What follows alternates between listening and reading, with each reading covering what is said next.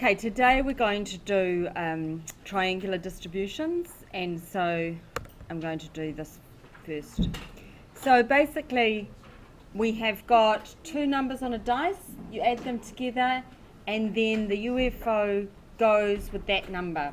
So who would like UFO number 1? UFO number 2, put your hand up. 3, 4, 5, 6, 7. No one wants UFO number 7? 8? 9? Anyone want UFO number 10? 11? 12? Okay, so now we need to start. Now whilst we're watching this, I want you to think about the distribution of throwing 2 dice, all the possible outcomes, and the probability of those outcomes. And this is something that you really need to know off by heart, this particular distribution. Is anyone changing their opinion of who might win? I think 7. You think 7 might win? 3. 3 might win. I don't know. Do you think number 1 is going to move? No. No. 1 plus 1 is 2, so anyone, normally in a junior class someone chooses number 1. It's quite amusing. And they cheer for their actual one. So can we see the shape of this distribution forming? A little bit? What shape do you think the distribution would be? Ah, the familiar bell shape. We're going to do this in a mo and see what the shape of the distribution actually is.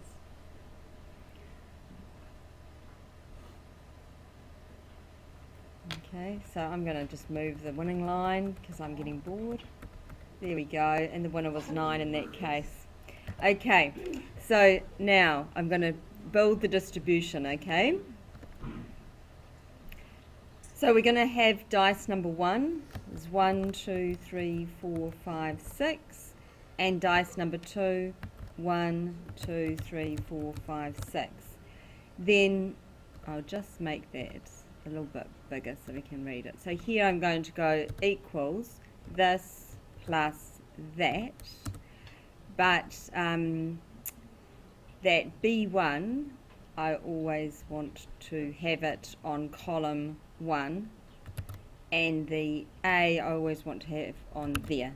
What that means is I hope I can copy this across and down and it should work. Okay? Now conditional formatting, I'm just going to pop it in there. It's just so that you get an idea of the pattern of that distribution. Okay? So can you see, like, for example, 9 is 5 plus 4? Yep, we're happy with that distribution? Okay. Now I'm just going to get us manually to have a look at that. Oh, sorry. I'll try again. Function print screen and back into here. Okay, I'm doing this manually so that I hope it kind of works better. So we've got all the possible outcomes is 1, 2, 3, 4, 5, 6, 7, 8, 9. Going down.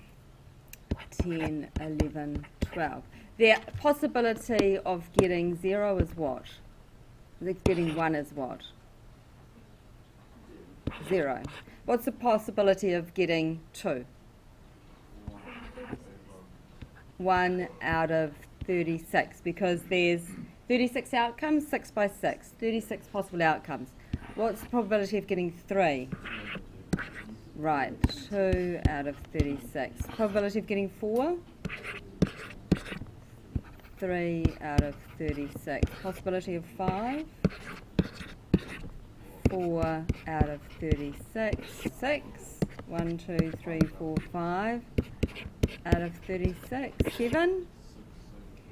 So 1, 2, 3, 4, 5, 6 out of 36. What's this one going to be? 4 out of 36, 3 out of 36, it was 11, 2 out of 36, and 12 was 1 out of 36. So what does that look like this way? 1, 2, 3, 4, 5, 6, 5, 4, 3, 2, 1. This is not a normal distribution. This is a triangular distribution. Okay? Now we actually already looked at this in another lesson. I'll just show you that. Right at the first lesson I gave you that link. Okay? The central theorem applet. Now here, if we move down, wait for it to do its thing.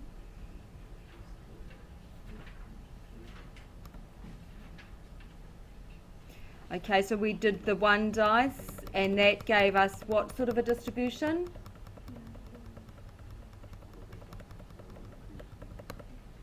Well, if we roll it